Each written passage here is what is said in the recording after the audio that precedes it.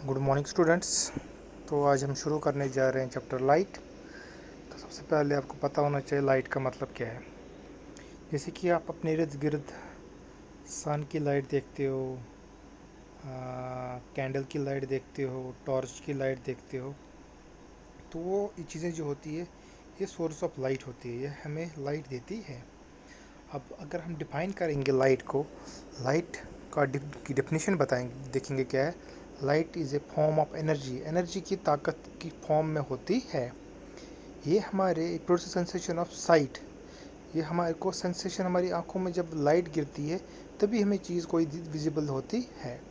So we can define light is a form of energy, it produce sensation of sight, it produce sensation of sight. चीज़ों को मतलब जब कोई चीज़ के ऊपर लाइट गिरेगी तभी वो चीज़ हमें विजिबल होगा, तभी वो चीज़ हमें दिखाई देगा। तो अगर हम चैप्टर की शुरुआत देखेंगे, आपने गाड़ियों की टॉर्च, जब गाड़ियाँ शाम को चल रही होती है, उनकी हेडलाइट लैंप्स जो होते हैं स्कूटर्स के या कार्स के या ट्रेन्स के इंजन्स के, वो लाइट छोड़ते हैं। नैरो ओपनिंग्स जो होते हैं उनके, जो हेड लैंप्स होते हैं, वहाँ से लाइट आती है। तो लाइट मैंने भी कहा आपको, टॉर्च के ज़रिए भी हम दे सकते हैं। सन की जो सन की लाइट होती है, या कोई सर्च लाइट होती है, या एयरपोर्ट के टावर्स के ऊपर लाइट जो होती है वो घूम रही होती है, उसके ज़रिए भी आप लाइट को देख सकते हो। अब यहाँ पहला टॉपिक आता है, light travels along a straight line. याद रखना है कि जो लाइट होती है हमेशा स्ट्रेट लाइन में ट्रैवल करती है। आप देख सकते हो यहाँ पे एक्टिविटी करता हुआ ये बॉय, इसने कैंडल जलाई हुई है। एक टेबल पे उसने कैंडल जलाई है, दूसरे टेबल पे भी कैंडल जलाई है। आप देख सकते हो उसने एक ट्यूब से इस कैंडल को देख रहा है, अपनी एक आई से देख रहा है, आँख से देख रहा है। एक ट्यूब जो उसके हाथ में है, एक स्ट्रेट ट्यूब है, और दूसरी ट्यूब जो आप देख सकते हो, पाइप देख सकते हो, वो टेढ़ी मेढ़ी है। क्योंकि आपको अभी मैंने कहा लाइट जो होती है वो स्ट्रेट ट्रैवल करती है, तो जो ये दूसरा केस है वहाँ पे जो है ये लाइट को अपनी आँखों से नहीं देख सकता है, क्योंकि लाइट को स्ट्रेट ट्रैवल करने की करती है। तो इसका ये ऐसे एक्सपेरिमेंट से हमें, ये ऐसे एक्टिविटी से हमें ये पता चलता है कि जो लाइट होती है वो स्ट्रेट ट्रैवल करती है। How can we change the path of light? Do you know what happens when light falls on a polished और शाइनी सरफेस? अब अब एक और चीज़ आती है, जब लाइट गिरती है, चाहे वो सन की लाइट हो, चाहे वो किसी लैंप की लाइट हो, चाहे वो कोई भी लाइट हो, जो वो किसी चीज़ पे गिरती है, वहाँ से वो चीज़, अगर वहाँ से वो चीज़ जो होती है, लाइट जो होती है, वहाँ से रिफ्लेक्ट होती है। रिफ्लेक्ट मतलब बाउंस बैक होती है। मानो जो हम टॉर्च की लाइट किसी दीवार पे डालेंगे, दीवार से वो लाइट जो है वो रिफ्लेक्ट होगी, वहाँ से वापस आएगी। आधी दीवार पे एब्जॉर्ब होगी और वो आधी वहाँ से वापस आएगी। इसी तरह आपने देखा होगा, जब आप शीशे के ऊपर लाइट डालते हो, शीशे के ऊपर जब लाइट गिरती है वो लाइट वहाँ से रिफ्लेक्ट होती है, उसको हम कहते हैं बाउंसिंग बैक ऑफ लाइट। तो उसको हम बोलते हैं reflection, that is known as, जो जो भी लाइट होती है वो रिफ्लेक्ट होती है। याद रखना, जब भी किसी चीज़ के ऊपर लाइट गिरेगी वो लाइट रिफ्लेक्ट होती है। अब जो सरफेसेस होती है हमारे पास, डिफरेंट टाइप ऑफ सरफेस, कोई स्मूथ सरफेस होती है, कोई शाइनी होती है, कोई रफ होती है। अब रिफ्लेक्शन तो हर जगह होता है, चाहे वो स्मूथ हो, चाहे शाइनी हो, चाहे वो रफ सरफेस हो, मगर फ़र्क क्या पड़ता है सरफेसेस का। कहीं पे रिफ्लेक्शन आप देख सकते हो, रिफ्लेक्शन की जब बात करते हैं तो रिफ्लेक्शन तभी होगा जब लाइट किसी ऑब्जेक्ट के ऊपर गिरती है। तो अगर आपके पास एक प्लेट है, शाइनिंग स्टेनलेस स्टील पर प्लेट है, या स्पून है, आप देखोगे उसके, जब उसके ऊपर आप टॉर्च की लाइट डालोगे, उस स्पून के ऊपर या उस जो आपके पास प्लेट है, जब उसके ऊपर लाइट गिरती है वो लाइट वहाँ से रिफ्लेक्ट हो जाती है। आप देख सकते हो वो लाइट वहाँ से क्या हो जाती है, रिफ्लेक्ट हो जाती है। The surface of water can also act a mirror. Water, आप कभी कभी देखते हो कि वाटर में आपकी इमेज बनती है, आपकी शक्ल बनती है, इसका मतलब वाटर पे भी लाइट रिफ्लेक्ट होती है। यस, इन वाटर पे भी लाइट की रिफ्लेक्शन होती है, क्योंकि आप देख सकते हो कभी कभी आप पानी में बड़ी बड़ी ट्रीज़ देख सकते हो, बड़ी बड़ी बिल्डिंग देख सकते हो। तो इसका ये मतलब होता है वाटर के ऊपर में भी पानी की रिफ्लेक्ट होती है। अब याद रखना है, कोई भी पॉलिश्ड सरफेस या शाइनिंग सरफेस वो मिरर का काम करती है।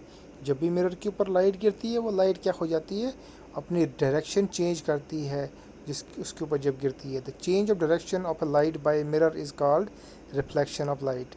अब रिफ्लेक्शन ऑफ लाइट का मतलब होता है जब भी कोई एक लाइट किसी रिफ्लेक्टिंग सरफेस के ऊपर या मिरर के ऊपर गिरती है तो वहाँ से वो लाइट जो होती है वो अपनी डायरेक्शन को चेंज करती है। That direct change of direction of A light by mirror is called reflection of light. ये हम टॉर्च के ज़रिए एक्टिविटी के कर सकते हैं। आपने कहानी भी सुनी होगी जब एक रैबिट जो होता है वो टाइगर को बोलता है कि आप अपनी, वो फंस जाता है, वो बोलता है हमारे यहाँ पे एक और टाइगर है जो आपसे भी ख़तरनाक है। तो रैबिट जो होता है वो टाइगर को बोलता है कि आप देखो दूसरा रैबिट जो है वेल में है, कुएँ में है। जैसे ही शेर कुएँ में देखता है वहाँ पे उस पानी में उसकी अपनी इमेज दिखाई देती है तो शेर जो होता है उसे डर जाता है। उसको लगता है जंगल में कोई और दूसरा ही शेर आया है। एक्चुअली वो शेर नहीं होता है, वो क्या होती है, वो रिफ्लेक्शन ऑफ लाइट होती है, जो वो इमेज होती है उसी शेर की जो उसको उस पानी में दिखाई देती है। अब एक और चीज़ आपको याद रखना है कि ये तो मैंने रिफ्लेक्शन ऑफ लाइट की बात कही कि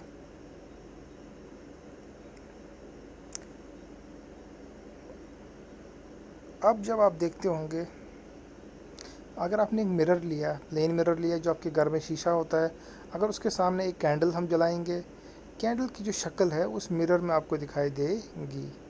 वो इमेज जो वो कैंडल की बनती है वो जो है वो आपको लगेगा जितनी दूर कैंडल या मिरर से उतनी ही वो अंदर भी है। वो इमेज जो होती है वो वर्चुअल इमेज बनती है। याद रखना है जो ये होता है, क्या कहते हैं इसको, मिरर होता है, प्लेन मिरर होता है, वो वर्चुअल इमेज बनाता है और ऑब्जेक्ट का साइज़ इज़ द सेम होता है as that of the image. और जितना ऑब्जेक्ट का साइज़ है उतना ही इमेज जो बनती है उसको ऐसा लगता है दोनों का साइज़ से सेम होता है। इमेज अपराइट होती है और अपीयर करती top of the object. Such image is called as erect. वो इमेज इरेक्ट खड़ी होती है। An image from the plane mirror erect and same as that of the same size. अब now place a vertical screen behind the mirror. अगर हम mirror के पीछे एक स्क्रीन रखेंगे, एक मानो दूसरी स्क्रीन रखेंगे, try to obtain the image of the candle on the screen, can you get the candle? Now place screen in front of the mirror, can you get the image of the screen? You will find that image of the candle can not be obtain on the screen. आप जब पीछे देखोगे image screen के ऊपर, मैंने भी कहा कि जो इमेज जो प्लेन मिरर बनाता है वो हम स्क्रीन पे नहीं ले सकते हैं। तो जो डिस्टेंस होती है, और याद रखना है कि आपको इमेज जो कैंडल की है वो हमको स्क्रीन पे उसको नहीं ले सकते हैं। So the what about the distance of the image from the mirror, जो डिस्टेंस होती है वो दोनों की सेम होती है। आप उसको चेक कर सकते हो एक्टिविटी से। एक्टिविटी क्या करना है आपको, एक चार्ट पेपर लेना है, उसको if A chest board is available, अगर आपके पास चेस्ट बोर्ड अवेलेबल है, draw on the chart paper 64 squares.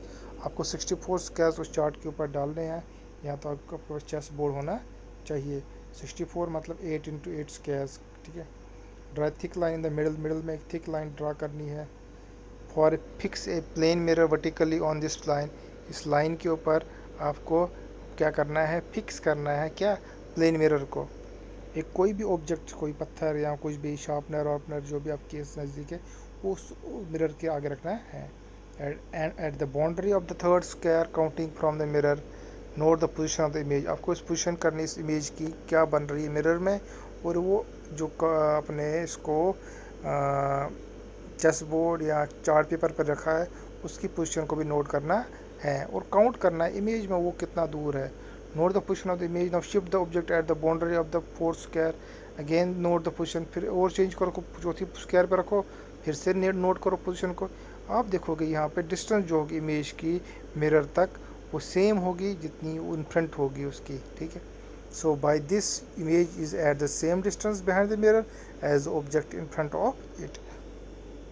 So you can verify it by placing wire on the chart. Thank you.